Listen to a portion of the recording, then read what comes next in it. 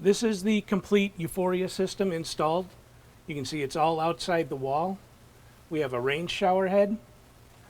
We have a handheld shower on an adjuster. Slides up and down, and you can also pivot it back and forth. And then you have your thermostatic valve, which is outside the wall. Easy installation. Plumber just puts 2 drop L's on the back side of the wall. You come out at 5 7/8. This is your thermostat handle, 100-degree stop.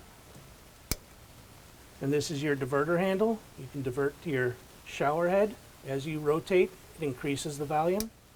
Your off position. Rotate down for your handheld, and there again, as you rotate, increases the volume. And your off position. As you can see, it is all outside the wall. Makes for easy maintenance on the cartridges if you ever need to replace or do any cleaning. And this is in our Starlight Chrome.